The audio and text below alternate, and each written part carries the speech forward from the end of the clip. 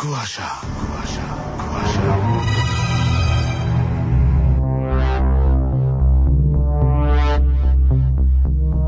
ABC radio 89.2 FM শুরু হয়ে গেছে কুয়াশার সঙ্গে আছে শারমিন। আর এবার রয়েছে প্রতিবারের মতন দুটি চমৎকার কাহিনী। প্রথম কাহিনীটি এখন শুনবেন। যে গল্পটি এখন শুনবেন সেটা লিখেছেন ষষ্ঠীপদ চট্টোপাধ্যায়, নাম হচ্ছে প্রেতাতঙ্ক, আর এটা পড়ে শোনাবে সেতু।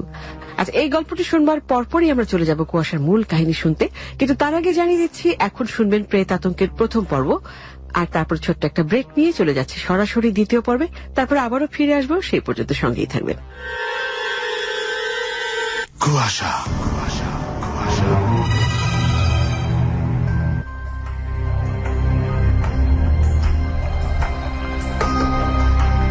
তখন শীতকাল। কোন এক ছুটির দুপুরে আমি নতুন বানানো দোতলার ঘরে শুয়ে পত্রপত্রিকার পাতা উল্টাচ্ছি। এমন সময় আমার এক বন্ধু তারেক এসে বলল, এই দেখ, এটা দেখেছিস, আজকের কাগজে বেরিয়েছে। আমি চেয়ে দেখলাম খবরের কাগজে সম্পত্তি, বাড়ি, জমি এই বিভাগে ছোট্ট একটি বাড়ি বিক্রির বিজ্ঞাপন।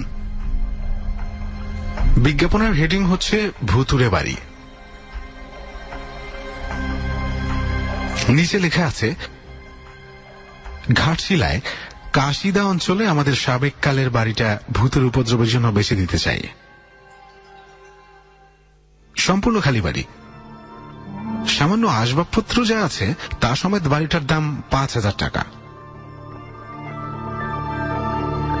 সব জেনে শুনে যদি কেউ কিনতে চান নিচের ঠিকানায় যোগাযোগ করুন। আজ থেকে বছর 30 আগে যে সময়কার কথা বলছি, তখন 5,000 টাকার দাম অনেক ছিল। কাজেই 5,000-এ যখন বাড়ি বিক্রি হচ্ছে তখন নিশ্চয়ই বেশ বড় বাড়ি। আমি কাগজটা রেখে উঠে বসে বললাম, বেশ অভিনব বিজ্ঞাপন তো, আর বাড়ির মালিককেও খুব সৎ লোক বলেই মনে হচ্ছে। কেননা তিনি যখন সবকিছু জানিয়েই বাড়িটা বিক্রি করছেন তখন নিশ্চয়ই কোনো জোচ্চুরি বুদ্ধি তার নেই। কিন্তু মুশকিল হচ্ছে, দেখে আমাদের লাভ কি? এত টাকা তো আমাদের নেই। অতএব বাড়িকে কিনবে। তারেক বলল, বাড়ি কেনার লোকের কি অভাব আছে রে? মোহনের জ্যাঠামশাই একবার ঘাটশিলায় বাড়ি কেনার ইচ্ছা প্রকাশ করেছিলেন। এখন বিজ্ঞাপনটা তাকে দেখালে নিশ্চয়ই তিনি রাজি হয়ে যাবেন। আর ভৌতিক ব্যাপার স্যাপার যেগুলো, সেগুলো তাকে যুক্তিতর্ক দিয়ে নৎসাৎ করিয়ে দিলেই হবে। মোদ্দা কথা হচ্ছে যে এই সুযোগে ঘাটশিলা একবার ঘুরে আসা। প্রস্তাবটা চানাচুরের মতোই মুখরোচক। বললাম, আরে বাহ, বেশ বলেছিস তো, চল তবে এক্ষুনি যাই। আমরা দুজনে তখন খবরের কাগজের ওই অংশটার উপর লাল পেন্সিলে দাগ দিয়ে শিবপুরে মোহনদের বাড়ির দিকে চললাম। ওদের বাড়িতে গিয়ে মোহনকেও পেয়ে গেলাম অপ্রত্যাশিতভাবে। আসলে ছুটির দিন তো, এই সময়টা খেয়ে দিয়ে সবাই একটু বিশ্রাম করে। মোহনকে কাগজটা দেখাতে ও একটু অবাক হয়ে গেল। তারপর বলল, বেশ মজার ব্যাপার। ভূতের বাড়ি এই কথা আগে থেকে জানিয়ে কেউ আবার বিজ্ঞাপন দেয় নাকি? লোকটার মাথা খারাপ নেই তো, নাকি এই বিজ্ঞাপনটাই ফলস? তারেক বলল, দেখ মোহন, এটা যখন বিজ্ঞাপন তখন ফলস এটা কিছুতেই নয়। কেননা কার এত টাকা আছে যে খরচা করে সব ফাজলামি করতে যাবে? মোহন বলল, তা ঠিক, তবে জ্যাঠামশাই যা ভীতু লোক, তাতে বাড়ি উনি কিনতেই চাইবেন না, বুঝতে পারছিস? তারেক বলল, আরে বাবা, বুঝছিস না কেন তুই? ভূত টুত সব বাজে কথা। আসলে ভদ্রলোকের সম্পত্তি অনেক বিক্রি করতে চাইছেন, কিন্তু খদ্দের পাচ্ছেন না। কাজে এই চমক লাগানো বিজ্ঞাপনে কিছু লোকের দৃষ্টি আকর্ষণ করতে চাইছেন তিনি। অনেক লোক তো আছে ভূতের নামে হাড়ে চটা, তাদেরই ভেতর থেকে কেউ হয়তো জেদ করে বাড়িটা কিনেই ফেললো। এটা অবশ্য মন্দ বলিসনি, ঠিক আছে, এসেছিস যখন বস্তুরা। জ্যাঠামশাই এই সবে শুয়েছেন, উঠলেই খবরটা দিচ্ছি। তারপর বাড়ি কেনা হোক না হোক, দেখতে যাওয়া হলে 2-4টা দিন ঘাটশিলা থেকে ঘুরে আসা যাক, কি বলিস? তারেক বলল, আমিও তো তাই বলি, তোর জ্যাঠামশাইকে যেভাবেই হোক তুই রাজি করা। আমাদের 3 জনের তাহলে রথ দেখা, কলা বেচা 2 হয়ে যাবে। আর যদি সম্ভব হয় তো এক রাত ভূতের বাড়িতে কাটিয়েও আসতে পারবো আমরা। ভূত সম্বন্ধে একটা অভিজ্ঞতা হবে আমাদের, কি বলিস? সেই দুপুরটা আমরা 3 জনে এক নতুন আনন্দে চুটিয়ে গল্প করে কাটালাম। তারপর বিকেল বেলা খবরের কাগজটা মোহনের জ্যাঠামশাইকে দেখাতেই লাফিয়ে উঠলেন তিনি। না না না না, ও বাড়ি আমি কিনবো না, আমি টাকা দিয়ে জিনিস কিনবো, ওইসব ঝামেলার মধ্যে কেন যাবো আমি?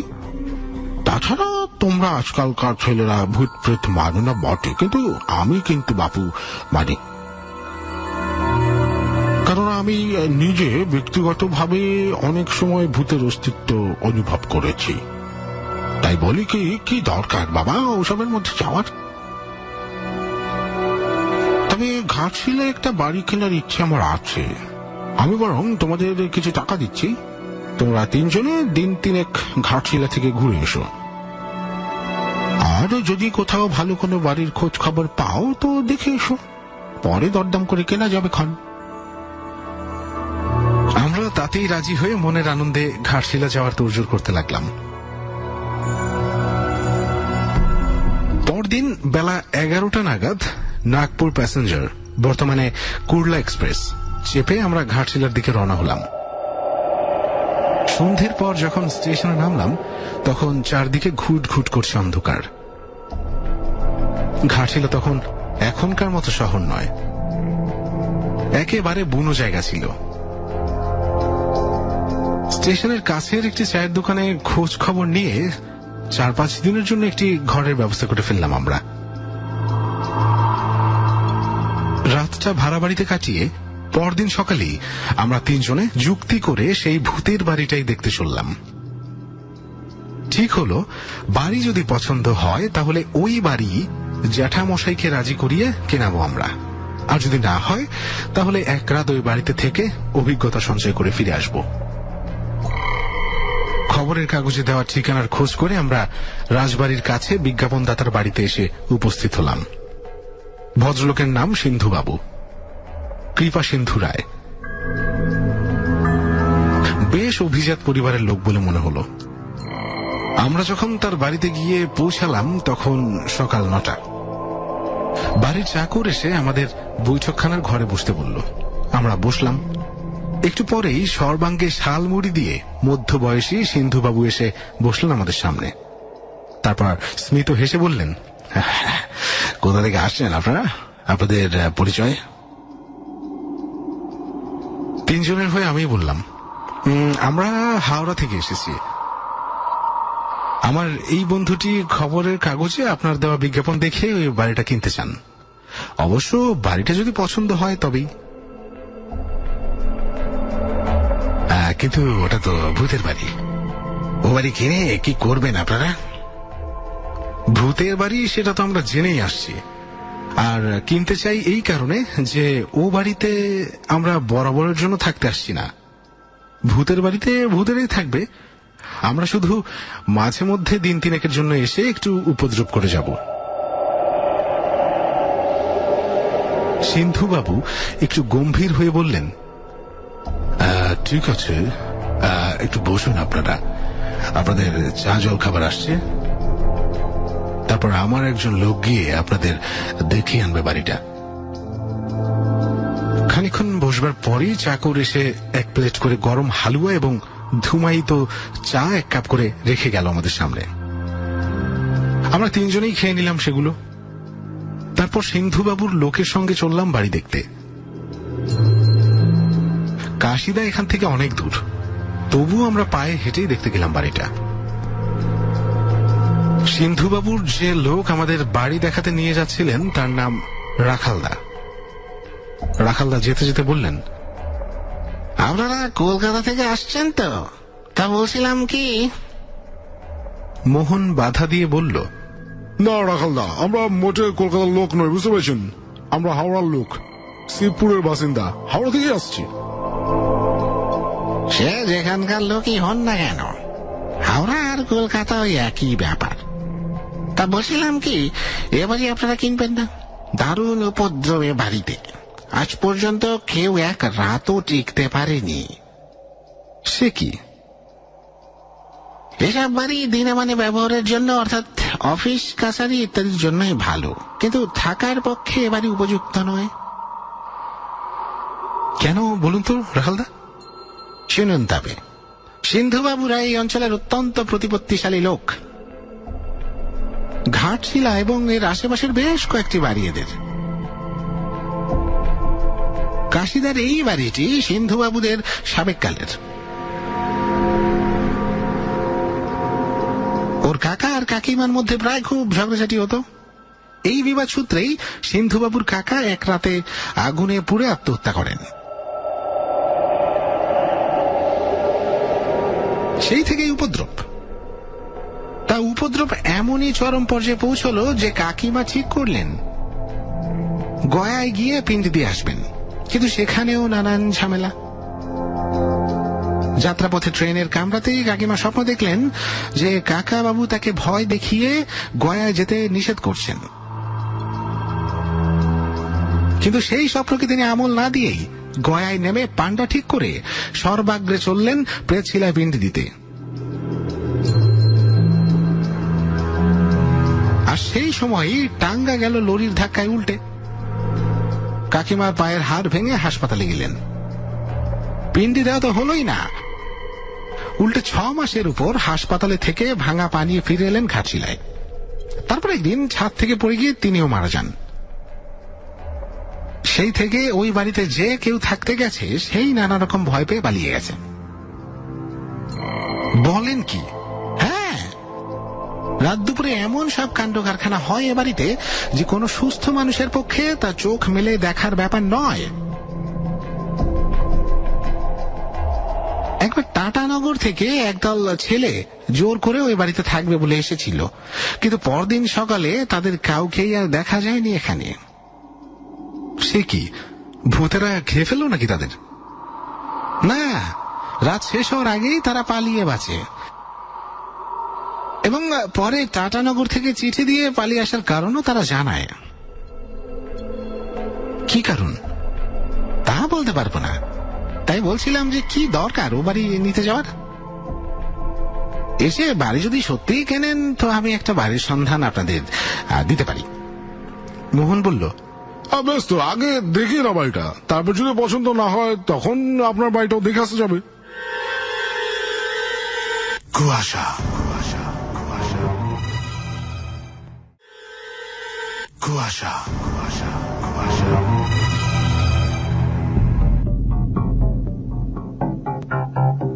এইভাবে কথা বলতে বলতেই আমরা সেই বাড়ির কাছে।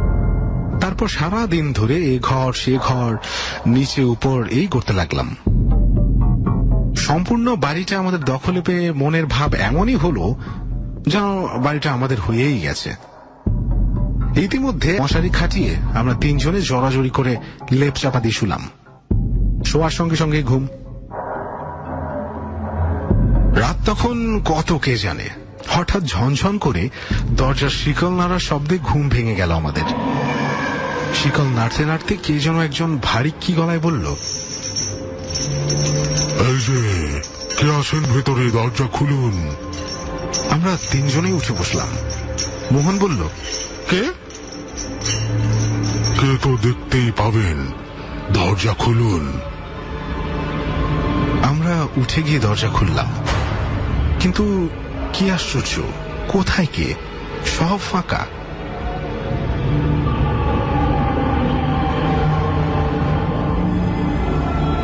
দালানের দরজাটাও খিল দেয়া, যেমনকার তেমনই আছে। কে তাহলে কিভাবে এসে ঘুম ভাঙালো আমাদের? ভয়ে বুকের রক্ত হিম হয়ে এলো। একটা ঠান্ডা স্রোত নেমে এলো পিঠের শির দাঁড়াবে। আমরা আবার দরজা বন্ধ করে শুতে এলাম, কিন্তু এসে দেখি অসম্ভব ব্যাপার।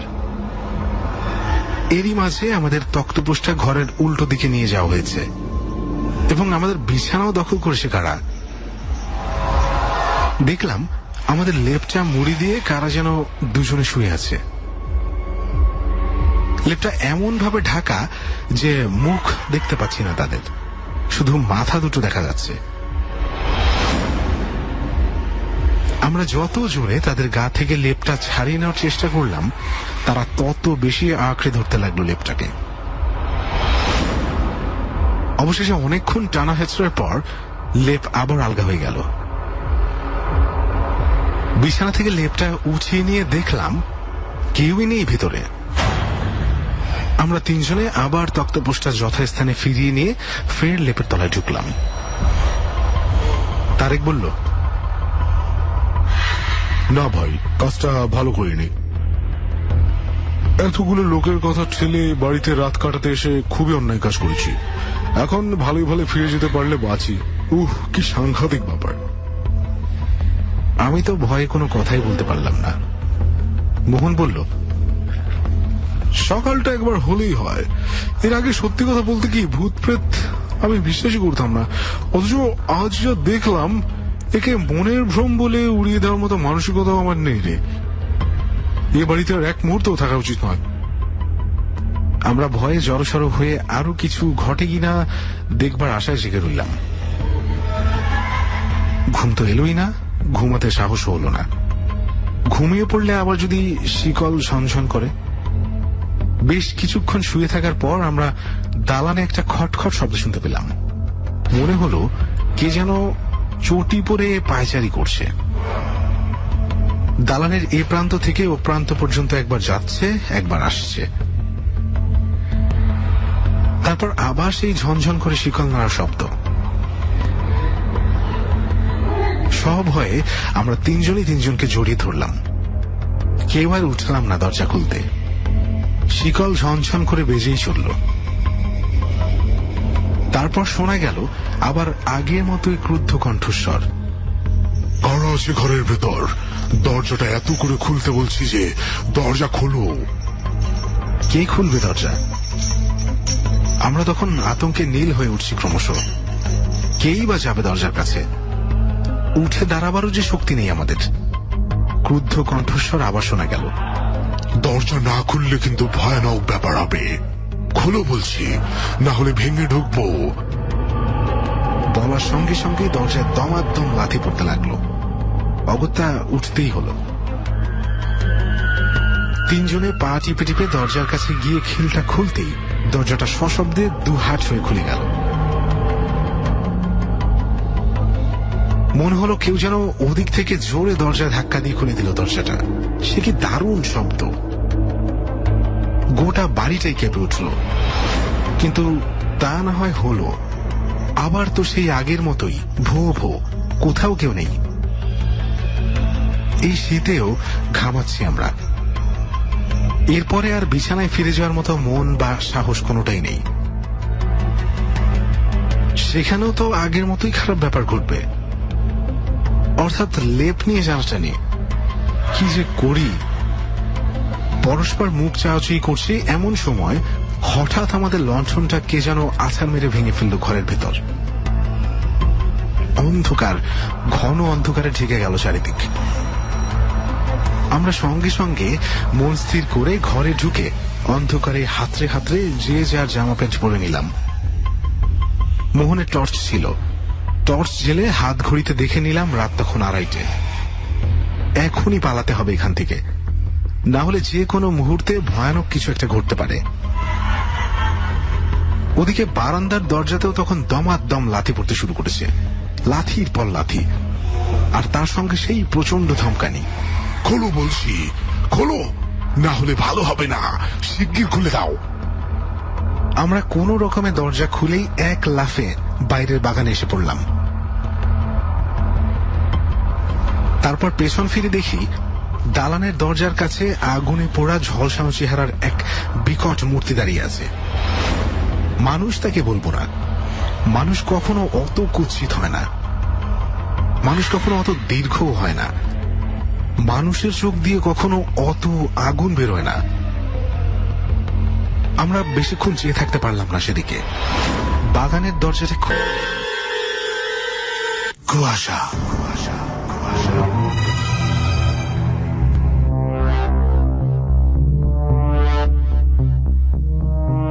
এতক্ষণ শুনলেন ষষ্ঠীপদ চট্টোপাধ্যায়ের লেখা গল্প প্রেতাতঙ্ক, যেটা পড়ে শোনালো সেতু। শুরু হয়ে গেছে আমাদের কুয়াশার মূল কাহিনী, অর্থাৎ দ্বিতীয় কাহিনী শুনবার। আজকের কাহিনীটি লিখেছেন শাহাদাত হোসেন। চলুন তাহলে কাহিনীটির প্রথম পর্ব এখন শুনি, তারপর আবারও ফিরে আসছি।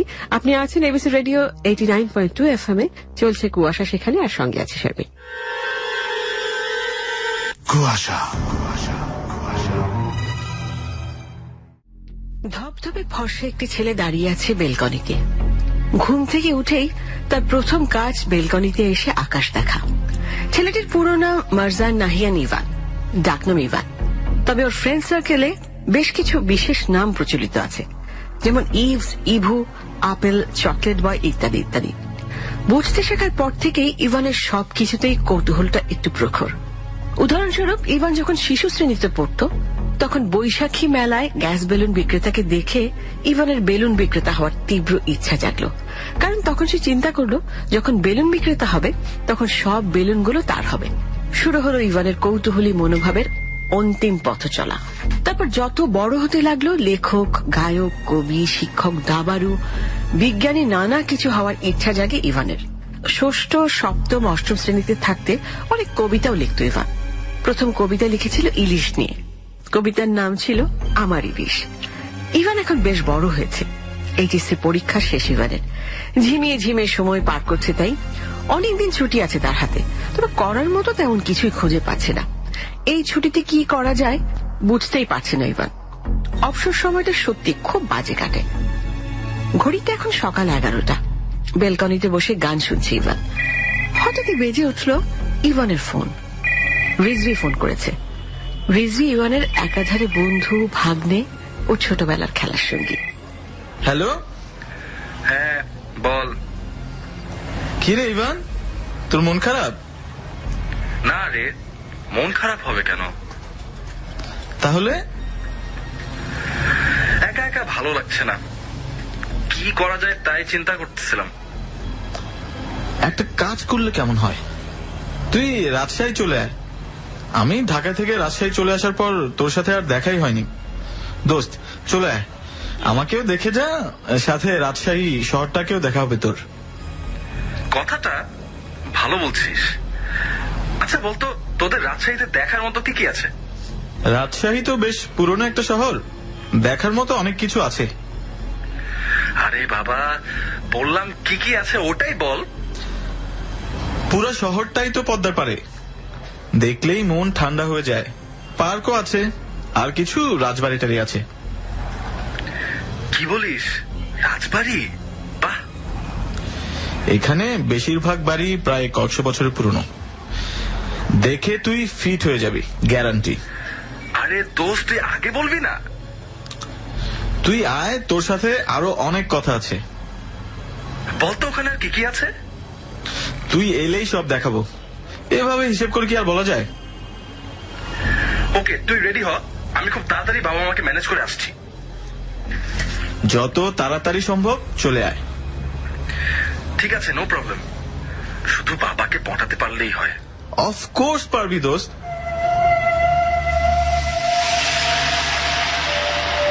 রিজভির একসময় ঢাকায় থাকতো, কিন্তু 1 বছর আগে তার বাবার চাকরির সুবাদে ঢাকা থেকে রাজশাহী চলে যায়। রিজভির 3 চাচাও রাজশাহীতে থাকে। আর মজার ব্যাপার হলো, এখন রিজভির বাবা আর 4 চাচা মিলে একই সাথে থাকে। তাই রিজভিদের পরিবারটা এখন বিশাল।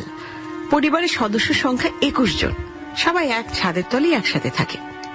ইভানের একদমই হিজিবিজি ভালো লাগে না।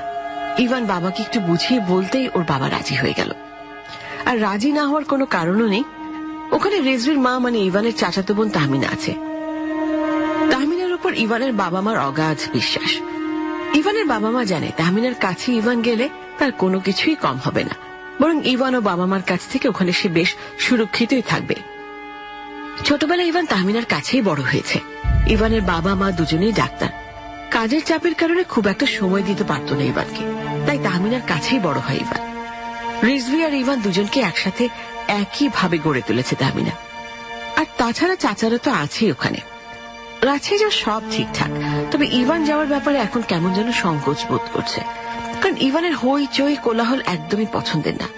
রিজভিদের ওখানে 21 জন মানুষের সাথে থাকতে হবে ইভানকে, একথা ভাবতেই কেমন যেন অস্বস্তি বোধ হচ্ছে ইভানের। এসব ভাবতে ভাবতেই পকেটের মধ্যে ফোনটা আবার বেজে উঠল ইভানের। ফোন করেছে রিজভি। হ্যালো, কিরে, কি খবর? এই তো। রাজশাহী রওনা হবি কবে? কাল? কেমন জানি লাগছে দোস্ত। কেমন যেন লাগছে মানে? কেন যেন যেতে ইচ্ছা করছে না। হঠাৎ আবার কি হলো তোর? আসতে ইচ্ছে না করার কারণ কি শুনি? এমনিতেই। না, তোকে আমি খুব ভালো করে চিনি। তুই তো এমনি এমনি কোনো কিছু বলার মানুষ না। কি হয়েছে খুলে বল। তুই তো জানিস আমার গ্যাদারিং ভালো লাগে না। তোরা তো এখন জয়েন্ট ফ্যামিলিতে থাকিস, সো। ধুর বোকা, তাতে কি, সবাই তো আমরাই। আর আমি অত কিছু জানি না, তুই আসছিস এটাই ফাইনাল। একটা কাজ করতে পারবি? কি কাজ বল? তোদের ওখানে থাকার জন্য ভালো হোটেল মোটেল আছে নাকি? খুব বেশি না থাকলেও কিছু তো আছে। কেন? এক কাজ কর, তুই দুলাভাইকে বল একটা হোটেল রুম ম্যানেজ করতে, আমি ওখানেই থাকবো। ওকে, তবে খেতে হবে কিন্তু আমাদের সাথে। নো প্রবলেম, তুই আগে একটা হোটেল রুম ম্যানেজ কর। ওকে, আমি আজই বাবাকে নিয়ে সব ব্যবস্থা করে ফেলবো, নো টেনশন।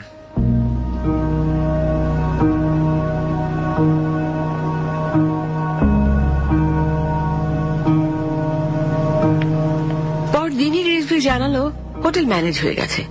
অন্যদিকে ইভানের ছোট ভাই ইফতি বায়না ধরে বসলো সেও সঙ্গে যাবে। ইভানের বাবা যদিও রাজি হলো না। ইফতি এবার ক্লাস 8-এ, কদিন বাদেই তার মডেল টেস্ট পরীক্ষা। এ সময় ঘুরতে যাওয়ার জন্য তার পক্ষে কথা বলবে এমন কেউই নেই। ইফতির বেশ মন খারাপ, তবে কিছুই করার নেই। পরের দিন সকালে ইভান একাই ঢাকা থেকে রওনা হলো রাজশাহীর উদ্দেশ্যে। সন্ধ্যের মধ্যে পৌঁছে গেল ইভান।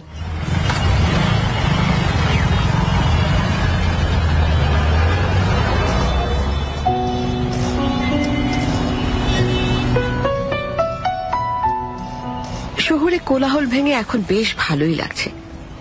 গাড়ি দিয়ে রাজশাহী শহরে ঢোকার সময় অনেকগুলো পুরনো বাড়িও দেখেছে সে।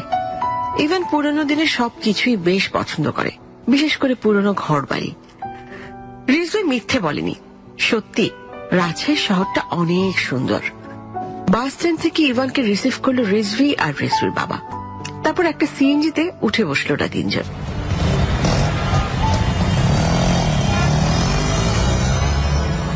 দুলাভাই কেমন আছেন? আপনি তো আমাদের ভুলেই গেছেন, কোনো খোঁজ খবর নাই। আর বলো না ভাই, আমার অবস্থা পুরোপুরি কাহিল।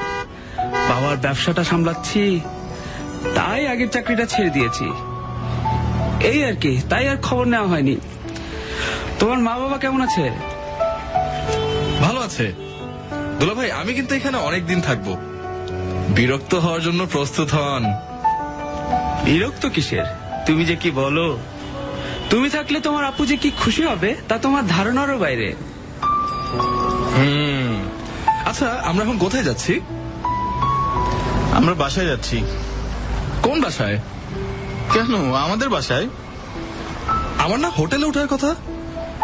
ইয়ে মানে মানে কিরে মানে মানে করছিস কেন? আসলে এখনো হোটেল পাওয়া যায়নি। তবে ও যে আমায় বললো সব ম্যানেজ হয়ে গেছে। আরে তোমাকে নিয়ে আসার জন্যে। আর চিন্তা করো না, আজ আমাদের সাথে থাকো, কালকের মধ্যে হোটেল পেয়ে যাব। রিজভি, মিথ্যা কথা বলাটা তোর একদমই ঠিক হয়নি। আমি না হয় একদিন পরেই আসতাম। আর দোস্ত, একটাই তো দিন, আর মা তো তোর জন্য অপেক্ষা করছে। কত কি রান্না হয়েছে, তুই রাগ করিস না। একটা রাত না হয় আমাদের বাড়িতে কাটা। তুই কিন্তু আমাকে আগে বলতে পারতি। আচ্ছা, একদিনই তো, এত রাগ করিস না। থেকে দেখ, ভালো লাগলে তো লাগতে পারে। আহা, আমি রাখছি না। যাই হোক, কাল হোটেল পাবি তো? আমি শিওর, তুই চিন্তা করিস না, কাল সকালেই হোটেলে উঠতে পারবি।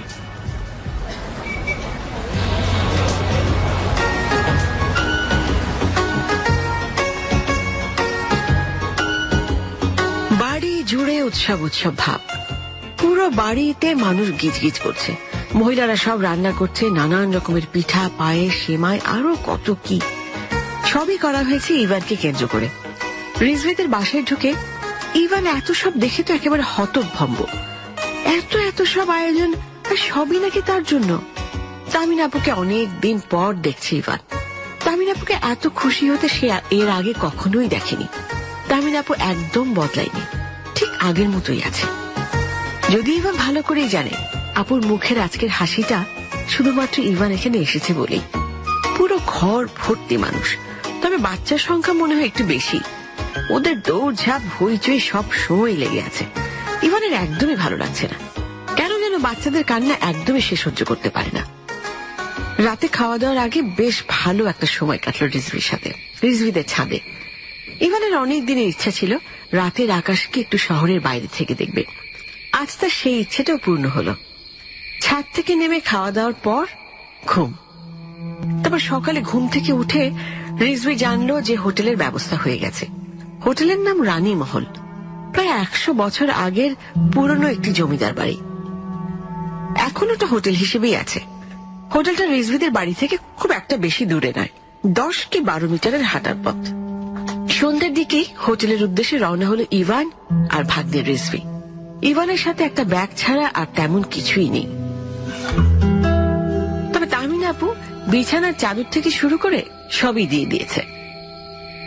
আজকে কিন্তু আমাদের বাসায় থাকলেও পারতিস। আরে আমার এত চেঁচামেচি ভাল লাগে না। কেন? কাল রাতেও তো ছাদে দারুণ মজা হলো। তবু তুই দেখ, সকালবেলা এত বড় সিরিয়াল, টয়লেট যাওয়ার জন্য। উফ, আমার এসব একদম সহ্য হয় না। ঠিক আছে, যা ইচ্ছে কর, তবে সারাদিন আমার সাথেই থাকবি। আচ্ছা, আর তোর সাথে না গিয়ে উপায় কি? আমি তো কিছুই চিনি না। এই যে চলে এসছি, এটাই তোর থাকার হোটেল। ওয়াও, এটা তো পুরোই একটা রাজবাড়ি। থ্যাংক ইউ দোস্ত, তোর পছন্দের প্রশংসা না করে পাচ্ছি না। ওয়েলকাম। চল ভিতরে ঢুকি। আমি ভিতরে যাব না, তুই যা, আমি এখানেই আছি। তুই যাবি না মানে? দোস্ত রাগ করিস না, আমি যেতে পারবো না। মানে কি?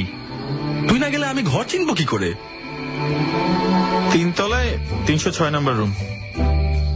না, তোরও যেতে হবে আমার সাথে। না রে দোস্ত, জোর করিস না, আমার যাওয়ার নিষেধ আছে। নিষেধ? কার নিষেধ? তুই যা, সমস্যা নাই, আমি এখানেই আছি। আচ্ছা ঠিক আছে, তুই নিচতলায় তো আয়, উপরে যেতে হবে না। তুই জানা আমি আছি তো। প্লিজ দোস্ত। ওহ ঠিক আছে, ঢোক। তো সত্যি বাড়ির ভেতরটাও দারুণ। এটা প্রায় 100 বছরের পুরনো। কিরে, কেমন যেন একটা গন্ধ এখানে, তুই পাচ্ছিস? কই না তো, আমি পাচ্ছি না। কেমন জানি পচা গন্ধ। সিঁড়ির পাশটায় গন্ধটা বেশি, তাই না? দেখ তো। হবে হয়তো ময়লার গন্ধ।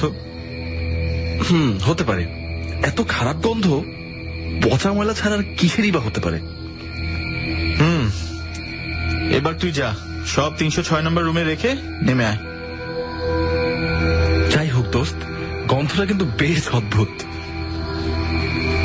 বাদ দে তো এসব।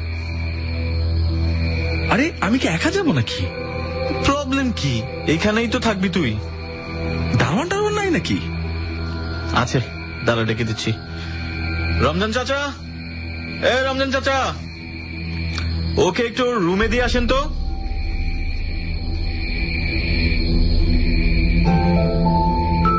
Room number 306। সত্যি রুমটার প্রশংসা না করে পারা যায় না। রাজকীয় একটা ভাব আছে হোটেলটার মধ্যে। এটা যে একসময় জমিদার বাড়ি ছিল তা স্পষ্ট বোঝা যাচ্ছে। তবে মজার ব্যাপার হচ্ছে পুরো 3 তলা জুড়ে বিশাল এক বেলকনি, মাঝখানে সব রুম আর চারপাশ জুড়ে বারান্দা। এত বড় বারান্দা ইভান আর কখনো দেখেনি। পুরনো দিনের বাড়ি বলে কথা। সব মিলিয়ে অসাধারণ একটি হোটেল। হোটেলের কেয়ারটেকার রমজান চাচা এই হোটেলের সবকিছু দেখাশোনা করেন। তাকে সঙ্গে করে 306 নম্বর রুমে গেল ইভান। রমজান চাচা সব ঠিকঠাক করে দিল। তবে ওই চাচা ছাড়া ইভান হোটেল আর তেমন কাউকে দেখল না।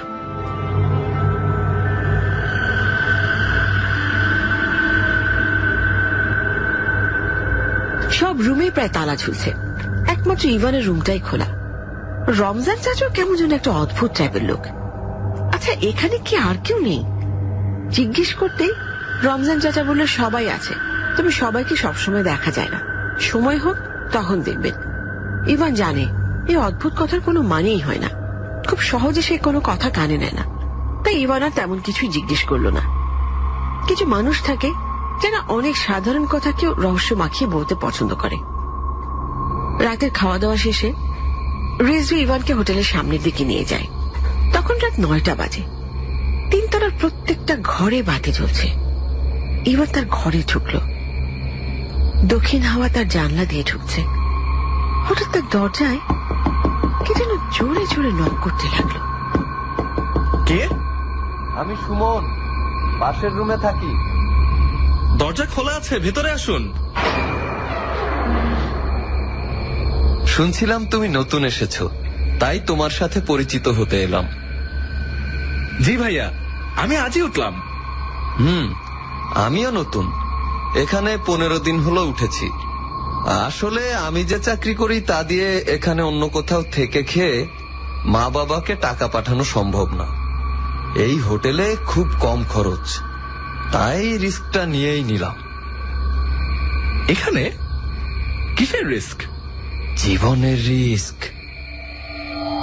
আপনি কি বলছেন? আমি কিছুই বুঝতে পারছি না। ওসব বোঝার দরকার নেই, কয়দিন পর এমনিতেই সব জানতে পারবে। কি জানবো? যাই হোক, তুমি মনে হয় আমার ছোটই হবে, তাই তুমি করেই বলছি। তো তুমি কি করছো? আমি এবার এইচএসসি পরীক্ষা দিলাম। ও, তাহলে তো তুমি আমার ছোটই। তবে আমার মনে হয় এই বাড়িটায় থাকা তোমার জন্য ভালো হবে না। কি? ভালো খারাপের কি আছে এখানে? আর আপনিও তো এখানেই থাকছেন। আরে আমি তো সারাদিন থাকি না, আমি শুধু রাতটা এসে কাটাই। তবুও আপনার কথা কিন্তু আমি কিছুই বুঝতে পারছি না। আচ্ছা, বাদ দাও সব কথা। তোমাকে পেয়ে ভালোই লাগছে। কেন? অন্তত কথা বলার একজন মানুষ পাওয়া গেল। কেন, এখানে কি আর কেউ থাকে না? থাকে, তবে ওরা কেমন যেন অদ্ভুত, তোমার মতো না। ওদের কাছে যেতে ভয় হয়। কেন ভয় হবে কেন? কারণ আমি একদিন ওদের একজনের সাথে কথা বলতে গিয়েছিলাম। ওদের ঘরে ঢুকতেই শুনতে পেলাম একটা চিৎকার, সাথে সাথে পচা গন্ধ ঘিরে ফেললো আমাকে। তারপর দেখলাম একটা লোক বেরিয়ে এলো আর বলল, এখান থেকে চলে যাও। কিন্তু ভয় পাওয়ার বিষয় হচ্ছে তার পুরো শরীরে রক্ত লেগেছিল আর হাতে একটা লম্বা ছুরি। আমি দৌড়ে বেরিয়ে এলাম। সিঁড়ির কাছে এসেই দেখি সেই লোকই সিঁড়ি দিয়ে উঠে ওই ঘরটার মধ্যেই ঢুকছে। দেখেন ভাই, এত রাতে ভূতের গল্প শুনতে ভালো লাগছে না। আরে ছোট ভাই, এটা ভূতের গল্প না, এটাই বাস্তব। তার মানে আপনি বলতে চাচ্ছেন যে ওই লোকটা কোন একজন মানুষকে খুন করেছে, আর যে জিনিসটা মানুষটাকে খুন করেছে সে আসলে মানুষ ছিল না, তাই তো? তাই ওটা মানুষ না, অন্য কিছু। আজ বুঝবে না, তবে একদিন বুঝবে। আমি যতটুকু বুঝি তাই এনাফ, বেশি বোঝা ভালো না। আর ভূতের গল্পের প্রতি আমার কোনো আগ্রহই নেই। সো নেক্সট টাইম আমায় এই টাইপের গল্প না শোনালে খুশি হব। আচ্ছা, আজ বাদ দাও। তাই ভালো। আজ কেয়ারটেকারের কাছ থেকে শুনলাম এই রুমে নতুন মানুষ উঠেছে, তাই তোমার সাথে পরিচিত হতে এলাম। জি, দেখা হয়ে ভালো লাগলো। আমি ইভান, ঢাকায় থাকি। রাজশাহী শহরটা ঘুরে দেখবো বলে এসেছি। হ্যাঁ, রাজশাহী শহরটা সত্যিই অনেক সুন্দর, তবে যাই করবে সাবধানে।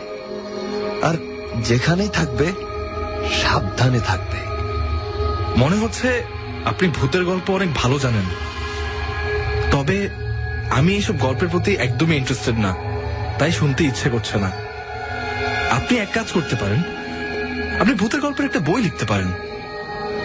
হ্যাঁ, অনেক কাজের চাপ, আর সকালে যাই রাতে আসি, কোনো সময় নাই। আচ্ছা, আপনি কখন অফিসে যান আর কখন আসেন? সকাল 9টায় যাই আর রাত 9টায় আসি। সপ্তাহে একদিন ছুটি আছে।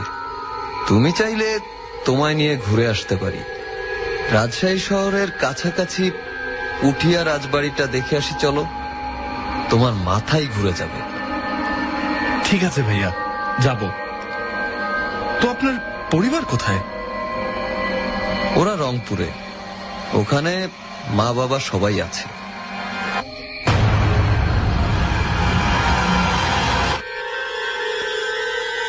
কুয়াশা কুয়াশা কুয়াশা কুয়াশা।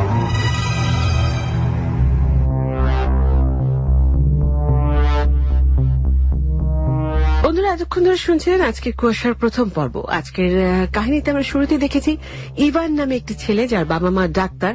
ইভান বড় হয়েছে তার চাচাতো বোনের কাছে, যে বোনটি রাজশাহীতে থাকে, এবং তার ছেলে রিজভি তার সমবয়সী, অর্থাৎ তার ভাগ্নি তার ছোটবেলার খুব ভালো বন্ধু, এবং তারা রাজশাহীতে থাকে, অর্থাৎ ইভানের চাচাতো বোন রাজশাহীতে থাকে, এবং সেখানেই ইভান তার পরীক্ষা শেষে বেড়াতে যেতে চায়, এবং সবকিছু ঠিক হয়, ইভান বেড়াতে চলে যেতে চায়। কিন্তু ইভানের একটা ছোট্ট আপত্তি আছে, যেহেতু তার চাচাতো বোনের একান্নবর্তী সংসার, অর্থাৎ জয়েন্ট ফ্যামিলি, অনেক বেশি লোকজন, ভিড় ভাড় ইভানের পছন্দ না। তাই সে আবদার করে যে সে যাবে ঠিকই বেড়াতে, কিন্তু থাকবে সে হোটেলে। এবং তার কথা অনুযায়ী রিজভি বলেও তাকে যে তার জন্য একটি হোটেল ঠিক করা হয়েছে, কিন্তু ইভান গিয়ে দেখে তার জন্য কোনো হোটেল ঠিক করা হয়নি। এবং রিজভি বলে যে পরের দিন, আজকে থেকে তার পরের দিন তাকে একটি হোটেলে যাওয়ার জন্য। এবং পরের দিন দেখা গেল একটি বিরাট রাজবাড়ি, পুরনো রাজবাড়ি, যেটাকে পরবর্তীতে হোটেল বানানো হয়েছে, সেখানে রিজভি ইভানকে নিয়ে যায় এবং তার রুম নাম্বার 306। কিন্তু একটু অদ্ভুত কারণে কোনোভাবেই রিজভি ইভানের সঙ্গে হোটেলের ভেতরে ঢুকতে চাইছিল না। কি কারণ সেটা সে বলেনি, কিন্তু সে যেতেই চাচ্ছিল। অবশেষে অনেক অনুরোধ করার পর রিজভি ইভানের সঙ্গে হোটেলে ঢোকে, কিন্তু সে বলে যে সে 3 তলা পর্যন্ত যাবে না। এই রাজবাড়িটা যেটা হোটেল করা হয়েছে কেমন ছিমছাম, নিরিবিলি, কোনো লোকজন নেই। খুব অবাক হয়ে যায় ইভান। এবং অবশেষে রমজান চাচা নামে একজন কেয়ারটেকার যে হোটেলে থাকেন, তিনি এসে 306 নম্বর রুমে ইভানকে নিয়ে যায়। এবং ইভান ঢোকার পর থেকে একটা পচা গন্ধ পাচ্ছিল সেই হোটেলের মধ্যে। কি কারণ সে পচা গন্ধ কিছুই বোঝা যাচ্ছে না। তো যাই হোক, সেখানে অবশেষে গিয়ে দেখে যে 3 তলায় সেখানে থাকে, সেখানে সুমন নামে একটি হোটেলের আরেকজন গেস্ট, তিনিও থাকেন। এবং তিনি বললেন ইভানকে যে এই হোটেলে তিনি আছেন, তিনি তার বাড়ি রংপুর, এখানে তিনি চাকরি করেন, সকালবেলা চলে যান, রাত 9টায় ফেরেন। এবং এই হোটেলটি অদ্ভুত, রীতিমতন একটু সাবধানী করে দেয় ইভানকে। কিন্তু ইভান কিছুই বুঝতে পারে না। এবং সে সুমন ভাই, অর্থাৎ হোটেলের যে অপর একটি গেস্ট যার সঙ্গে ইভানের আলাপ হয়, সে বলেছে যে রাজশাহী শহর তাকে ঘুরিয়ে দেখাবে, আর তাকে একটু সাবধানে থাকতে বলেছেন। কেন কি তা কিন্তু কিছুই বলেনি। আসুন তাহলে আমরা পরের পর্বে চলে যাই, সেখান থেকে দেখি আমরা কিছু জানতে পারি কিনা। আপনি আছেন কুয়াশায়, আর আপনার সঙ্গে আছি আমি শারমিন, আর আপনি শুনছেন এবিসি রেডিও 89.2 FM। কুয়াশা কুয়াশা কুয়াশা।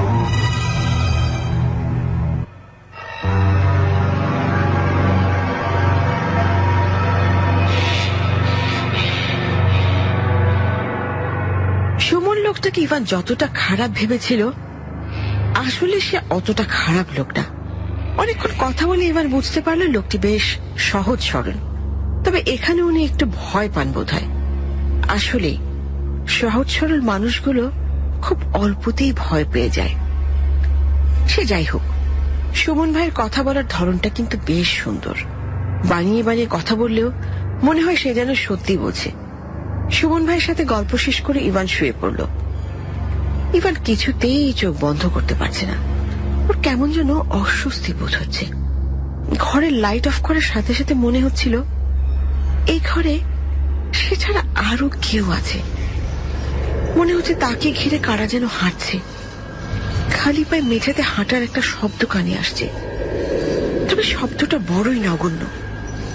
হয়তো নতুন বলে এমনটা মনে হচ্ছে। আর রাতের নিস্তব্ধতায় অনেক সময় কম শব্দ অনেক বড় বড় হয়ে কানে আসে। এইসব ভেবে মন স্থির করে ঘুমিয়ে পড়ল ইভান।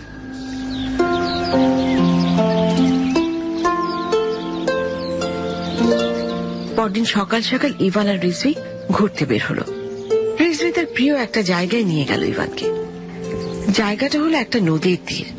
জায়গাটা সত্যি খুব সুন্দর, গাছগাছালি, ফুল, পাখি, কি নেই এখানে। ইভান তার জীবনে এত সুন্দর প্রকৃতি আর কখনোই দেখেনি। নৌকা দিয়ে ঘোরাও হলো বেশ কিছু সময়। তারপর বিকেলের দিকে রিজভিদের বাসার ছাদে আবার আড্ডা শুরু হলো ইভানের। এত সুন্দর নদীর তীর আমি জীবনে দেখিনি। সত্যি রে, এখানে না এলে মিস করতাম। ঠিকই বলছিস। আচ্ছা, তোর হোটেল কেমন লাগলো? কোনো সমস্যা টমস্যা হচ্ছে না তো? না, কোনো সমস্যাই নাই। জানিস, আমার পাশের রুমে একজন অদ্ভুত লোক আছে, কালই পরিচয় হলো। তাই নাকি? তো তোর অদ্ভুত লোকটার নাম কি? সুমন ভাই। জানিস, উনি আমায় ভূতের গল্প শোনায়। সিরিয়াসলি? আর বলিস না, উনি বাচ্চাদের মতো আমায় ভূতের গল্প শোনানো শুরু করলো। তবে যাই হোক, লোকটা অনেক সহজ সরল। সহজ সরল মানুষরা পুরা পৃথিবীটাকেই তাদের মতো সহজ সরল মনে করে। ঠিক বলছিস। আই দোস্ত, এখান থেকে কি আমার হোটেল দেখা যায়? ওই যে দেখ, ওই 4তলা বিল্ডিংটা। এখানে তো অনেকগুলো 4তলা বিল্ডিং। আরে ওই যে দেখ, ওই যে ভালো করে দেখ, কাক বসে আছে। ও, ওইটা? আচ্ছা, ওই হোটেলের ছাদের উপর ওইটা কি দোলনা? না, পিলারটার কিছু একটা। ও,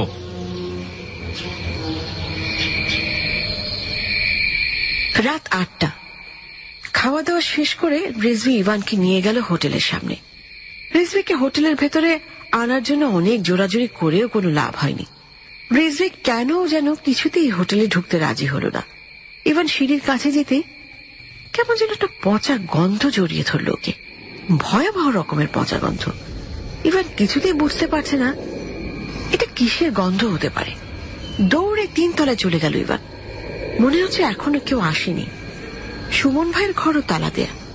তারপর সে ঘরে ঢুকে একটা গল্পের বই পড়া শুরু করলো।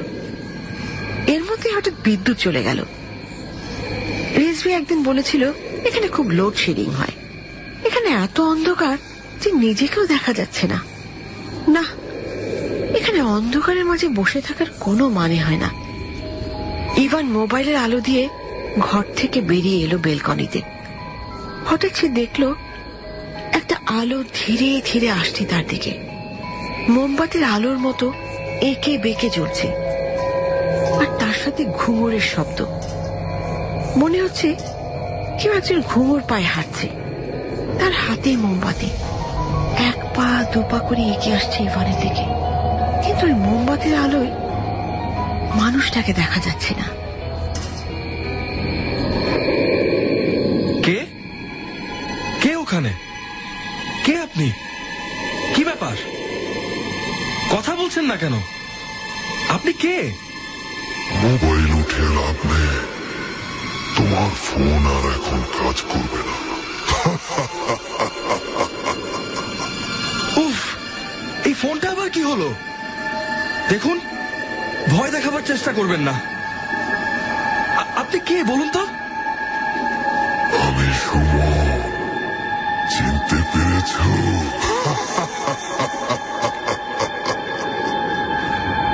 হ্যাঁ, তো আপনি এমন করে হাসছেন কেন? তোমার জন্য এই বাতিটা নিয়ে এসেছি। মানুষরা অন্ধকারে বেশিক্ষণ থাকতে পারে না। অন্ধকার আমাদের জন্য, অন্ধকার জীবন আমাদের জন্য স্বর্গ।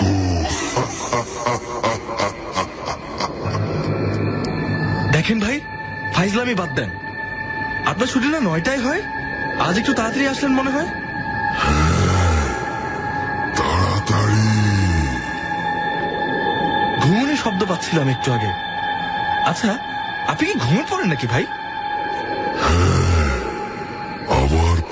ঘুঙুর আছে। আমার স্ত্রী এক সময় এটা পরত, কিন্তু এখন এটা আমার। সুমন ভাই, আপনার মোমবাতির আলো অনেক কম। এই আলোতে আপনাকেও দেখা যাচ্ছে না।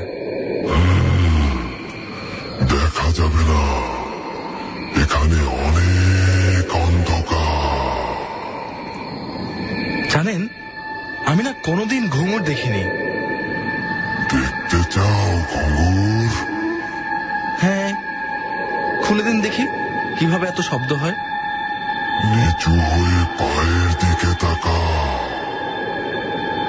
দেখি কি ব্যাপার, এখানে তো কিছুই নেই।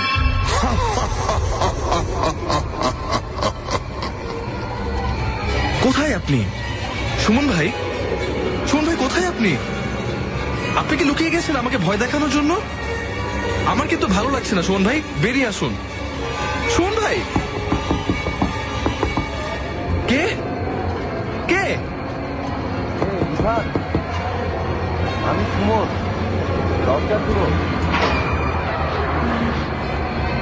কি সুমন ভাই? অন্ধকারে কি করছো ইভান?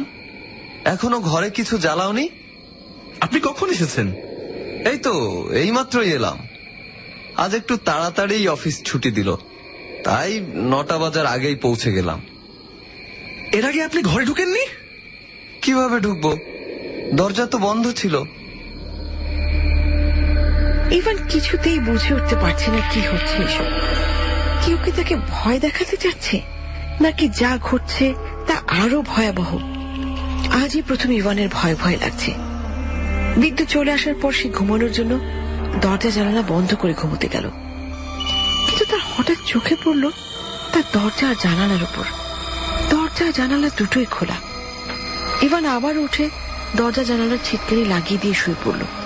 তার হঠাৎ কেন জানি মনে হচ্ছে কেউ তাকে দেখছে। কেউ হয়তো খুব কাছ থেকে তার দিকে তাকিয়ে আছে। পেছন করতে ইভান দেখলো আবারও দরজা জানালা খুলে গেছে। বাইরে প্রচন্ড বাতাস, তাই হয়তো বাতাসে জানালা খুলে যাচ্ছে, কিন্তু দরজা খোলার তো কোনো কারণই খুঁজে পাচ্ছে না ইভান। যাই হোক, সেই রাতে দরজা জানালা খুলেই ঘুমোতে হলো ইভানকে। পরদিন সকাল 10টা। ইভান রিজভিকে ফোন করে বলে দিল আজ আর কোথাও যাচ্ছে না, কারণ তার মনটা ভালো নেই। কোনো কাজ নেই, তাই সে চিন্তা করলো পুরো হোটেলটা ঘুরে ঘুরে দেখলে মন্দ হয় না। প্রায় প্রত্যেকটা রুমেই তালা ঝুলছে। 3 তলায় সে ছাড়া আর কেউই নেই। দোতলায় নামতেই দেখা হলো হোটেলের কেয়ারটেকার রমজান চাচার সাথে। দোতলার কেঁচি গেটেও তালা ঝুলছে, কিন্তু ভেতর থেকে একটা শব্দ পাওয়া যাচ্ছে। শব্দটা ঘুঙুরের। রমজান চাচা বলল এখানে থাকে রানী বেগম, তাই এই তলায় কাউকে যেতে দেয়া হয় না। নিচতলায় যেতে সে অদ্ভুত গন্ধটা আবার তার নাকের মধ্যে লাগছিল। দম বন্ধ করা পচা একটা গন্ধ। তাই নিচতলাতে তার আর ঘোরা হলো না। তারপর ইভান সোজা উঠে গেল ছাদে। আবার ছাদের দরজায় তালা লাগানো। তালাটা দেখতে একটু অদ্ভুত ধরনের। ইভান তালাটা দেখার জন্য তালাতে হাত দিয়ে ছুঁতেই তার পুরো শরীর ঝাঁকুনি দিয়ে উঠল। অনেক বড় একটা ধাক্কা অনুভব করলো ইভান। 1 সেকেন্ডের জন্য থমকে গেছে সে। এটা কি ছিল? কারেন্টের শক নাকি অন্য কিছু? তবে কি কেউ যেন তালা ভাঙতে না পারে তার জন্য এই ব্যবস্থা? পুরো শরীর ব্যথা করছে ইভানের। ইভান নিচে পড়ে গেল। ঠিক তখনই একটা ছেলে দৌড়ে এলো ইভানের কাছে। আরে আরে, ওঠেন। আপনি এখানে কি করেন? আপনি কে? আমি মনিরউদ্দিন, 4 তলায় থাকি। আপনি এখানে কি করেন? আমি পড়ে গেছি। আরে তাড়াতাড়ি উঠে ওই পাশে চলেন। এই পাশটা ভালো না, এখান থেকে চলে আসেন। ভালো না মানে? আপনি আগে এখান থেকে চলেন তো। উফ, পা ব্যথা করছে। এখানে বসি? এই যে এখানে বসেন, এখানে বসেন। এবার বলেন, ওই পাশে কেন গিয়েছিলেন? এমনি ঘুরে ফিরে দেখছিলাম। নতুন উঠেছেন? হ্যাঁ। কয়েকদিন থাকেন, তারপর সব বুঝে যাবেন। তবে এই হোটেল সবার জন্য না। কি আশ্চর্য, সবার জন্য না মানে? আরেকদিন সব খুলে বলবো, এখন আমার ভার্সিটিতে যেতে হবে। ঠিক আছে। আচ্ছা, আপনি এখানে বসুন, আমি তাহলে যাই।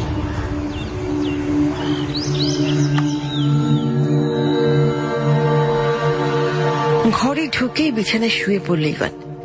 এখানকার মানুষগুলো কেমন যেন অদ্ভুত, আর তাদের কথাবার্তাগুলো তাদের থেকে অদ্ভুত।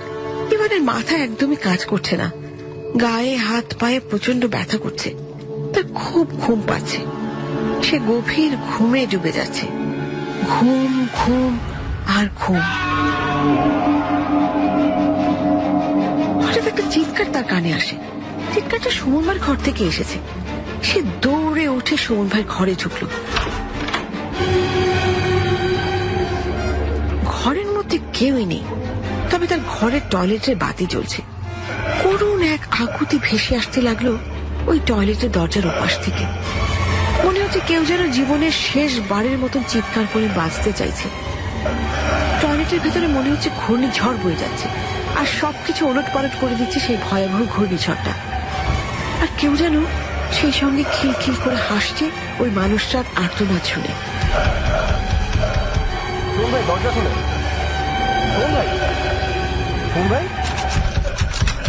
ভিতরে কি হচ্ছে এসব? শোন ভাই, আই শোন ভাই, দরজা খুলুন।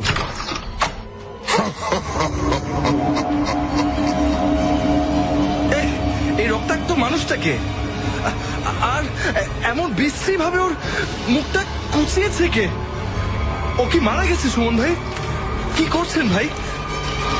আপনি জিহ্বা দিয়ে ওর শরীর থেকে কি খাচ্ছেন? রক্ত খাচ্ছি, রক্ত,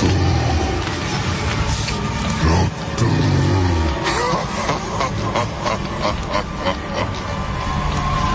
কি করছেন এসব? আপনি কি পাগল হয়ে গেছেন? আর ওর শরীরে এত জঘন্য ভাবে কেটেছে কিভাবে? আমি কেটেছি, এই দেখ, এই ছুরিটা তার সাক্ষী। কি? কেন মেরেছেন ওকে? এইভাবে কেউ কাউকে মারতে পারে?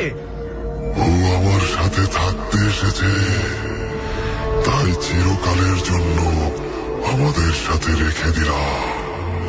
আমাদের সাথে থাকতে হলে আমাদের দলমুক্ত হতে হবে, তাই না? কি বলছেন এসব? ও না মরলে এখানে আমাদের সাথে থাকবে কি করে? ও কে? ওর নাম ইভান। কি? কোন ইভান? আমার সামনে যে দাঁড়িয়ে আছে, মানে তুই। না না, তুই মরে গেছিস, তুই মরে গেছিস। না, আমি মরতে পারি না। না না না। আপনি আপনি এখানে? তোমার চিৎকার শুনেই এলাম। কি দুঃস্বপ্ন দেখেছো নাকি? হ্যাঁ হ্যাঁ। দুঃস্বপ্ন দেখা ভালো। কি? কেন কেন কেন দুঃস্বপ্ন দেখা ভালো মনে হচ্ছে আপনার? এমনি বুঝবা না। আমি একদিন স্বপ্ন দেখলাম, আমি ঘরে শুয়ে আছি, হঠাৎ আমার মুখ কেউ একজন জোরে চেপে ধরল। আমি নড়তে পারছি না, দম বন্ধ হয়ে যাচ্ছিল।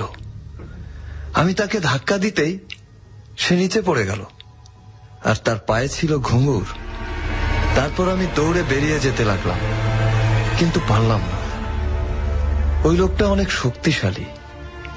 সে আমার গলা টিপে ধরে টয়লেটে নিয়ে গেল, তারপর একটা ছুরি দিয়ে আমাকে খুঁচিয়ে খুঁচিয়ে। উফ, বন্ধ করুন আপনার এসব আজগুবি গল্প। ওকে ওকে, তুমি ঘুমাও, কাল কথা হবে। ঠিক আছে, আপনি এখন যান।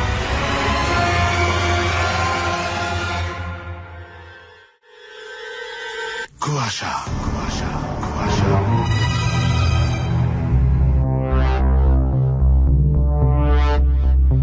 পরদিন ইভান তার ভাগ্নে অর্থাৎ তার ভাগ্নে বন্ধু রিজভির সঙ্গে ঘুরতে বেরোলো এবং একটা নদীর পাড়ে, খুব চমৎকার যে নদীর পাড়ে বেড়াতে গেল এবং সেখানে সে রিজভিকে জিজ্ঞেস করলো যে এখান থেকে হোটেলটা দেখা যায় কিনা। রিজভি বলল হ্যাঁ দেখা যায়, যে হোটেলটার উপর একটি কাক বসে আছে সেটাই তাদের হোটেল। খুব অদ্ভুত একটা বিষয়, একটা হোটেলের উপর সর্বক্ষণ কাক বসে থাকে, সেটাই ওই হোটেল। কেন একটা কাক সারাক্ষণ বসে থাকে কিছুই বোঝা গেল না। এবং রিজভিদের বাড়িতে খাওয়া দাওয়া করে সেদিন ইভানকে পৌঁছে দিয়ে গেল রিজভি হোটেলের সামনে। কিন্তু সেদিনও অনেক জোরাজুরি করার পরও রিজভি কিন্তু ঢুকতে চাইল না হোটেলে। তারপর ইভান যখন ঘরে গেল এবং ঘরে যেতে গিয়ে দেখলো যে সুমন নামে সেই লোকটির ঘরেও তালা দেয়া, সে তার রুমে ঢুকে গেল এবং হঠাৎ করে ইলেকট্রিসিটি চলে গেল। এত অন্ধকার হয়ে গেল যে ইভান কিছুই দেখতে পাচ্ছিল না এবং একসময় সে তার মোবাইলের আলো জেলে ঘরের থেকে বাইরে এলো, দেখলো একটা মোমবাতির আলো সরু রেখা এঁকে বেঁকে চলছে এবং মনে হচ্ছে কে যেন ঘুঙুর পায়ে হাঁটছে। এবার সেই মোমবাতির দিকে গেল, কিন্তু কোনোভাবে লোকটাকে দেখা যাচ্ছে না এবং অদ্ভুত একটা মোটা স্বরে একটি লোক কথা বলে উঠলো এবং যে নাকি পরিচয় দিল যে তার নামই হচ্ছে সুমন ভাই। কিন্তু সুমন ভাই কেন এত অদ্ভুত গলায় কথা বলছে, কি কারণে, কিছুই কিন্তু ইভান বুঝতে পারলো না। এবং একটা সময় দেখা গেল যে সুমনের দরজায় নক করা হচ্ছে এবং সুমন দরজা খুলে যখন ইলেকট্রিসিটি চলে এলো যে সুমন ভাই সেই বাইরে দাঁড়িয়েছে, তখন খুব অবাক হয়ে গেল ইভান যে এতক্ষণ তো সে সুমন ভাইয়ের সঙ্গে কথা বলেছে, তাহলে সুমন ভাই বাইরে থেকে কোত্থেকে এলো। এবং সুমন ভাই বলেছে সে এই মাত্র অফিস থেকে ফিরেছে। তাই যদি হয় তাহলে সেই লোকটা কে ছিল, কি অদ্ভুত। তো যাই হোক, কেন কি হচ্ছে ইভান কিছুই বুঝতে পারছে না। কেউ কি তাকে ভয় দেখাচ্ছে এবং কেন ইলেকট্রিসিটি চলে গেল কিছু সে বুঝতে পারছে না। যাই হোক, সে আবার ঘুমোতে গেল এবং ঘুমোতে যাওয়ার সময় দেখলো জানলা দরজা দুটোই খোলা। সে আবার লাগালো, তারপর দেখলো আবারও খোলা। যতবার সে লাগাচ্ছে ততবারই খুলে যাচ্ছে। তো এইভাবে সে রাতে ঘুমোতে গেল। এর মধ্যে পরের দিন মনির নামে আরো একজন হোটেলের গেস্টের সঙ্গে কথা হলো। সেও তাকে সাবধান করলো এবং বলল যে এই হোটেল সবার জন্য না। কেন সবার জন্য না, কি না, সেটা কিন্তু সে কিছুই বলল না। সে বলল তাকে ভার্সিটিতে যেতে হবে, সেই জন্য সে চলে গেল। তারপরে সে ঘরে ঢুকে ইভান শুয়ে পড়লো এবং ভাবতে লাগলো এখানকার মানুষগুলো বড় অদ্ভুত, তারা কেন এরকম করছে।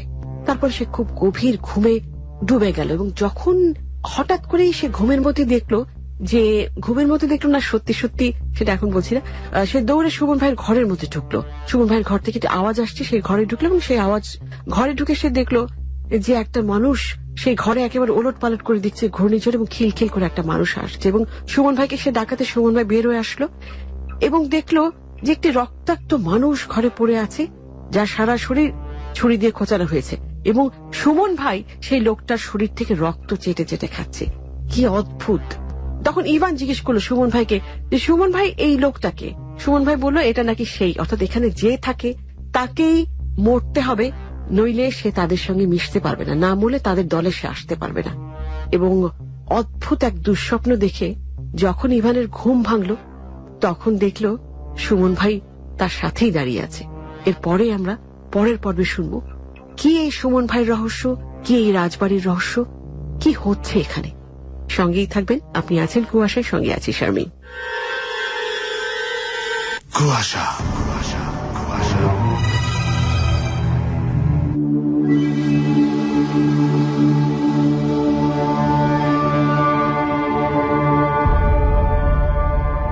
এই লোকটা বড়ই অদ্ভুত, কি সব গল্প শোনাতে আসে আর ইভান কিছুতে বুঝতে পারছে না এইসব আজগুবির স্বপ্নের মানেটাই বা কি।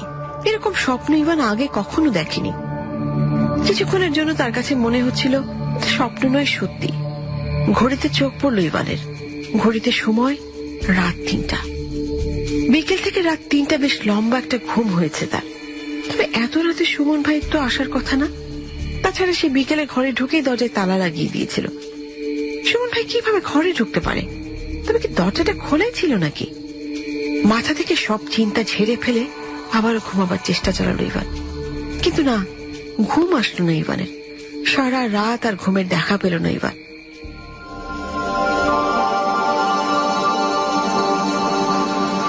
তারপর সকাল সকাল রিজভিদের বাসায় গিয়ে হাজির হলো সে।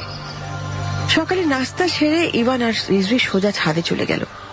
দুজনের মধ্যে সবচেয়ে বড় মিল হলো দুজনেই আকাশ দেখতে খুব ভালোবাসে। কিরে, কাল এলি না যে? এমনি শরীরটা ভালো লাগছিল না। ওই হোটেলে যদি তোর সমস্যা হয় তাহলে আমাদের বাসায় চলে আসতে পারিস। কিসের সমস্যা? আরে বললাম আর কি, যদি সমস্যা হয়। এর চেয়ে ভালো হোটেল পাচ্ছিলাম না, তাই এটাই বুক করে নিলাম। তুই তাড়াহুড়ো না করলে আরো ভালো হোটেল পেতাম, তবে একটু দেরি হতো। তুই যাই বলিস, হোটেলটা কিন্তু ইন্টারেস্টিং দোস্ত। হোটেলটাকে তোর ইন্টারেস্টিং মনে হচ্ছে কেন? এবার শুন, কাল ওই হোটেলে ছাদে ওঠার জন্য আমি ছাদের গেটে যাই, গিয়ে দেখি ছাদের গেটে তালা দেওয়া। আমি তালাটা ছুতেই একটা কারেন্ট শক খেলাম। কি এত বড় একটা ঘটনা তুই বলছিস ইন্টারেস্টিং? তোদের এখানে যে এত নিরাপত্তা ব্যবস্থা থাকতে পারে তা আমার ধারণাই ছিল না। দেখ, তুই আর ওই ছাদে যাবি না, ওখানে ঝামেলা আছে। কি ঝামেলা শুনি? যাবি না বলছি, যাবি না। কি রে, এত সকালেও দেখি ওই হোটেলের ছাদে কাক বসে আছে। হয়তো কাকের বাসা ওখানেই। তাই বলে কি একটা কাক ওখানে সব সময় বসে থাকবে? আমি যতদিন ছাদে আসছি প্রতিদিনই সেম জিনিস দেখছি, ব্যাপারটা কি? খামাখা এসব নিয়ে চিন্তা করিস না, যা ইচ্ছা হোক, আমাদের এসব জিনিসে জড়ানোর কোনো মানে হয় না। আচ্ছা, তুইও হোটেলের ভেতর ঢুকিস না কেন? এমনি রে। না, কিছু না কিছু তো আছেই, সত্যি করে বল। আজ এসব নিয়ে কথা বলতে ভালো লাগছে না, কাল বলবো, আজ না হয় থাক। ইভানের কেন যেন মনে হচ্ছে রিজভি তার কাছ থেকে কিছু একটা লুকোচ্ছে। কি যেন একটা ভয় তার চোখে মুখে ফুটে ওঠে মাঝে মাঝে। আচ্ছা, রিজভি কি কোনো কারণে ভয় পাচ্ছে, নাকি কিছু একটা বলতে চাইছে ইভানকে? না, ইদানিং কেন যেন ভালো লাগে না ইভানের। বিকেলের দিকে হোটেলে ফিরে গেল ইভান। তিনতলায় তেমন কেউই নেই, শুনশান নীরবতা ভর করে আছে চারদিকে। তিনতলাটা জেগে ওঠে রাত হলে, তাছাড়া অন্য সব সময় তিনতলার শ্মশানের মতো নীরবতা থাকে। তবে কি তিনতলার মতো অন্য সব তলারও একই অবস্থা? হঠাৎ ইভানের মনে হলো চারতলায় মনিরুদ্দিন ভাইয়ের সাথে কথা বলে আসা যায়। কি যেন বলবে বলেছিল। তারপর চারতলায় উঠতেই দেখলো ওখানে প্রত্যেকটা ঘরেই মানুষ আছে। তিনতলার মতো এখানে অতটা নীরবতা নেই। সিঁড়ি থেকে নেমে ডান দিকে মোড় নিতে দেখা হলো মনিরুদ্দিনের সাথে। মনিরুদ্দিন নিজের ঘরে নিয়ে গিয়ে বসালো ইভানকে। কোথায় উঠেছেন? আপনাকে তো এর আগে কখনো দেখিনি। আমি এখানে উঠেছি, বেশি দিন হয়নি। তো কোথায় উঠেছেন? একতলায় না চারতলায়? না, আমি তিনতলায় উঠেছি। তিনতলায় মানে? তিনতলার 306 নম্বর রুমে আছি আমি। কি বলছেন? তিনতলায় আবার মানুষ থাকে নাকি? কি ব্যাপার, মানুষ থাকবে না কেন? আমার জানা মতে এই হোটেলের নিচতলা আর চারতলাতেই ভাড়া দেওয়া হয়, আর তিনতলা ভাড়া দিলেও কেউ কিন্তু থাকে না ওখানে। কেন কেন কেউ থাকে না? তা সঠিকভাবে জানি না, তবে এতটুকু জানি যে ওখানে মানুষ থাকতে পারে না। কেন? ওখানে তো আমার সাথে সুমন ভাই থাকে। সুমন ভাই? সে আবার কে? আমি তো এই হোটেলে অনেকদিন ধরেই থাকি। এই হোটেলে এমন কেউ থাকে বলে তো আমার জানা নেই। ও, সেও এসেছে খুব বেশি দিন হয়নি, তাই হয়তো চিনছেন না। হতেও পারে। তিনতলায় যদি থাকতে পারেন তবে তো ভালোই, তবে একটু সাবধানে থাকবেন, কখন কি হয় বলা তো যায় না। কি হবে খুলে বলুন না প্লিজ। এখানে এক সময় নাকি রানী নামে কেউ একজন থাকতো।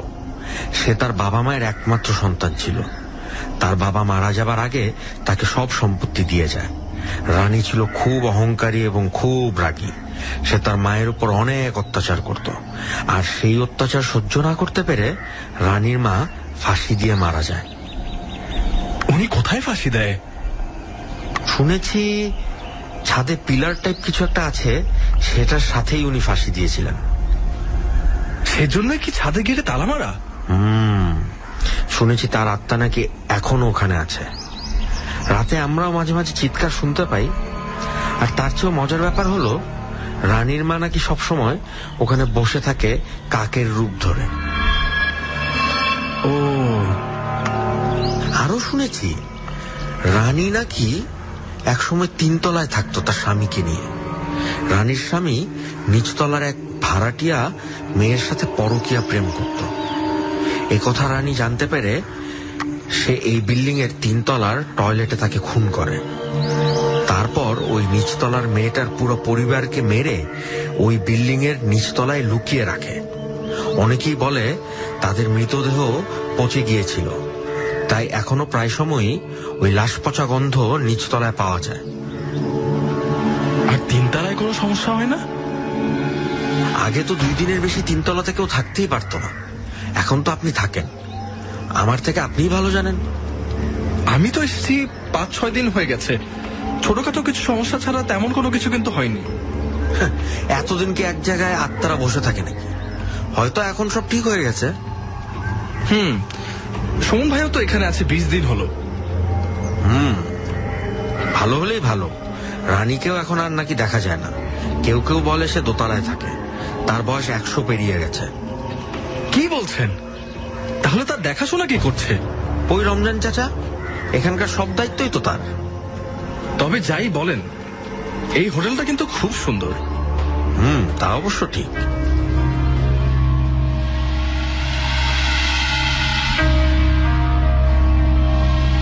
রিজভি কি এই কথাগুলোই লুকোচ্ছিল? হবে হয়তো। ইভানের ভূত প্রেতে একদমই বিশ্বাস নেই, তাই হয়তো এত সব শোনার পরেও এখানে থাকার সিদ্ধান্ত নিয়েছে ইভান। বিশ্বাস অবিশ্বাস হলো মনের ভেতর। বিশ্বাস করলেই সবকিছু আছে, আবার বিশ্বাস না করলে কোনো কিছুই নেই। সন্ধ্যায় ঘরে ঢুকে ইভান ভূত দেখার মতো চমকে উঠল। আবারও কি সে ওই দিনের মতো ভুল কিছু দেখছে, নাকি আজ সত্যি সত্যি সুমন ভাই এখানে এসে বসে আছে? কি করা উচিত কিছুই বুঝতে পারছে না ইভান। কোন সুরাটুরা পড়বে নাকি রিজভিকে ফোন দিয়ে ওদের বাসায় চলে যাবে? কিন্তু তার আগে সুমন ভাই হাসি হাসি মুখে এগিয়ে এলো ইভানের দিকে আর বলল, কি দরজা খোলা রেখে কোথায় গিয়েছিলে? এই তো ভাইয়া, একটু উপরতলায় গিয়েছিলাম। বুঝলাম। সরি, দরজা খোলা রেখে যাওয়াটা আমার ঠিক হয়নি। না না, কোনো সমস্যা নেই। কোনো কিছু চুরি যাওয়ার ভয় এখানে নেই। তিনতলায় কেউ ঢুকার সাহস রাখে না। জানি সবাই ভূতের ভয় এখানে আসবে না। ঠিক ঠিক। কেউ এলে ফিরে যাবে কি করে বলো? হ্যাঁ, সবাই তো ভয় পায়, তাই আসবেই না। ইভান, বলুন ভাই। চিন্তা করছি একটা কাজ আজই শেষ করে ফেলবো। কি কাজ? অনেক বড় কাজ। কাজটা শেষ হলে তোমাকে নিয়ে ঘুরে আসতে পারবো। ঠিক আছে, তাহলে কাজটা শেষ করে ফেলুন, দেন ঘোরাঘুরি হবে। ঠিক আছে, আমি ঘরে গেলাম। রাতে রিজভিদের বাসায় গিয়ে খাওয়া দাওয়া করে ফিরে আসার সময় তাহমিনা আপু অনেক করে বলল, আজ দেরি হয়ে গেছে, থেকে যাও। তবে ইভান কোনো কথাই শুনল না। রিজভি প্রতিদিনের মতো আজও হোটেলের সামনে পর্যন্ত এগিয়ে দিয়ে গেছে ইভানকে।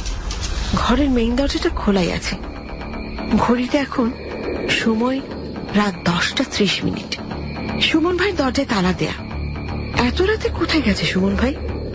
আর সব ঘরে বাতি জ্বলছে, তবে ওই ঘরে কি কোনো মানুষ আদৌ থাকে কিনা ইভান জানে না। জানার কোনো কৌতূহল তার মধ্যে নেই। সে তার মতো তো ভালোই আছে, ভালো থাকাটাই তো সব। তারপর দরজা জানালা সব বন্ধ করে শুয়ে পড়েছে ইভান। আজও কেন যেন মনে হচ্ছে তার দিকে কেউ তাকিয়ে আছে। সে অনুভব করতে পারছে সে ছাড়াও অন্য কেউ তার ঘরে আছে। এদিকে চোখে প্রায় তার ঘুম চলে এসেছে। ঠিক সেই সময় একটা হাত ইভানের মুখ চেপে ধরল।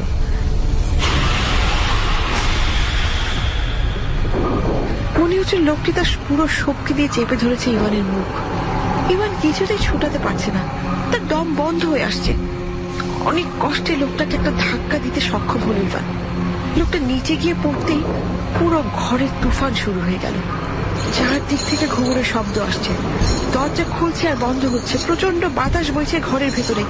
ইভান লাইট অন করতে দেখতে পেল যে লোকটির মুখ চেপে ধরেছিল সে আর কেউ নয়, সুমন ভাই। সুমন ভাই, আপনি? আপনি আমার মুখ চেপে ধরেছিলেন কেন? তোকে মেরে আমি আমার এই কাজটা শেষ করতে চাই। কি বলছেন এসব? আপনি আমাকে মারতে চাইছেন কেন? ঠিকই বলছি। আমার সাথে করতে যেতে হলে আমার দলে যোগ দিতে হবে, আর যোগ দেওয়ার একমাত্র পথ হলো আমার দলে যোগ দেওয়া।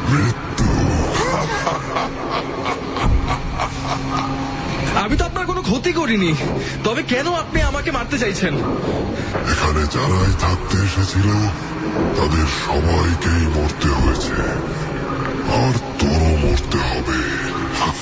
প্লিজ আপনি কাছে আসবেন না, আমি কালই এখান থেকে চলে যাব, আমার মাফ করে দিন।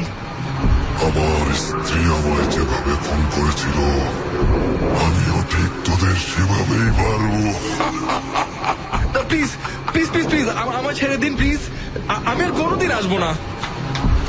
আমাকেও ছাড়েনি আমার রানী, আর তাই তোদের নিয়ে যাব আমার জগতে। আমি একা থাকতে পছন্দ করি না, তোর মতো আরো অনেকেই এই বাড়িতে থাকে যাদেরকে সবাই দেখতে পায় না। তুই কিছুক্ষণের মধ্যেই আমাদের স্থায়ী সদস্য পদ লাভ করবি।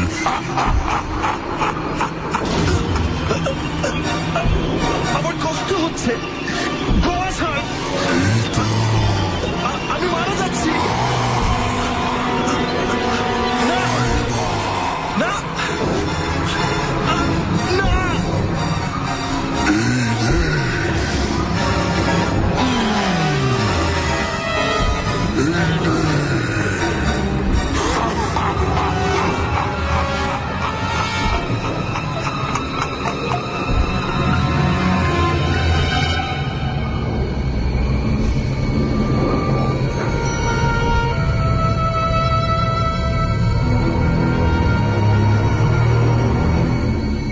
গলা টিপে ধরে ছেঁচড়ে ছেঁচড়ে ইভানকে টয়লেটের দিকে নিয়ে গেল ওই লোকটা। লোকটাকে এখন একটা ভয়ঙ্কর দানবের মতো লাগছে। সে ইভানকে টয়লেটে ফেলে দিয়ে ইচ্ছে মতো ছুরি দিয়ে আঘাত করতে লাগলো, ছিন্ন বিচ্ছিন্ন করে ফেললো ইভানের গোটা শরীর। বন্যার স্রোতের মতো রক্ত বইতে লাগলো। ইভানের নিঃশ্বাস বন্ধ না হওয়া পর্যন্ত দানবটা তার ছুরি থামালো না, আঘাতে আঘাতে নিঃশেষ করে দিল ইভানকে। 3 দিন পর ইভানের লাশ দরজা ভেঙে বের করা হয়। তার লাশের পাশে পাওয়া যায় একটি কাগজের টুকরো, ঠিক যেমনটি পাওয়া গিয়েছিল রানীর স্বামীর লাশের পাশে, আর তাতে লেখা ছিল, আমার মৃত্যুর জন্য কেউ দায়ী নয়।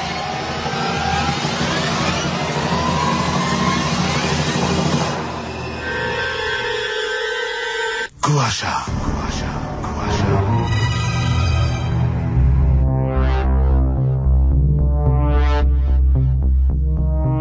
এতক্ষণ ধরে শুনলেন আজকের কুয়াশা। শেষ হয়ে গেল আজকের কুয়াশার কাহিনী। আজকের গল্পের নাম ছিল রানী মহল, লিখেছেন সাদাত হোসেন, নাট্যাংশ পরিচালনায় ছিলেন শেগুফ তাবিজ শাড়ি এবং সাউন্ডে ছিলেন খালিদ। এখন জানিয়ে দিচ্ছি আজকের কুয়াশার বিভিন্ন চরিত্রে যারা অভিনয় করেছেন তাদের নামগুলো। ইভানের চরিত্রে অভিনয় করেছেন আপেল, রিজভির চরিত্রে অভিনয় করেছেন সমন্বয়, রিজভির বাবার চরিত্রে ছিলেন ইয়াহিয়া, সুমনের চরিত্রে মঞ্জুর, মনিরের চরিত্রে অভিনয় করেছেন উৎপল। জানিয়ে দিলাম আজকের কুয়াশার সব কলাকুশলীদের নাম।